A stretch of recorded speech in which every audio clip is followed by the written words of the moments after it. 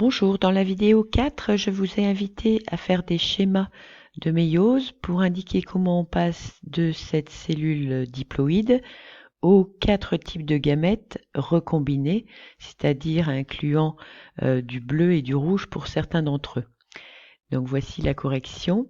Donc on va s'intéresser à cette partie. On retrouve donc le début de mon schéma, c'est la même chose que ceci, mais avec les écritures l'un au-dessus de l'autre que je trouve plus facile pour vous. Alors, la première chose à faire, c'est de représenter la réplication et donc son issue en prophase 1, montrer les chiasmas. Il n'est pas nécessaire de faire des chiasmas ni de mettre des couleurs du côté du parent récessif, puisqu'on aura beau échanger tout ce qu'on veut ici, ça n'aura aucune conséquence.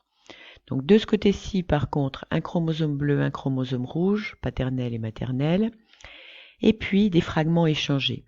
Alors en général, ce qu'il faut dans vos copies, c'est que la position du chiasma ne correspond pas à la taille du fragment échangé. Je n'ai jamais compris pourquoi, mais bien souvent vous échangez une demi-chromatide. Donc échangez bien le fragment. Donc il faut que votre chiasma soit au-dessus du locus du gène pour que ça soit un chiasma qui aboutisse à un crossing over qui échange les fragments. Étape suivante, donc on est arrivé ici en télophase 1. Donc vous voyez que je n'ai pas représenté toutes les phases de la méiose, mais j'ai sélectionné que celles qui sont indispensables ici. Donc prophase et télophase 1. Et je passe ensuite directement à la télophase 2, tout simplement. Je coupe les centromères et je sépare les chromatides de chaque chromosome. Une fois que je les ai séparés, j'en obtiens 4 types. Ici, 4 fois la même chose. Et donc, je peux écrire leur génotype, une barre que je représente, portant L et N. Je représente ici L et R. Je ne fais pas la barre moitié rouge, moitié bleu, hein, ça sert à rien. Et c'est pas dans les conventions d'écriture. Maintenant, ce que je n'ai pas, ce sont les proportions de chacun des types de gamètes. Ici, je sais que c'est 100%. Là, je ne sais pas. Ça dépend du taux de recombinaison.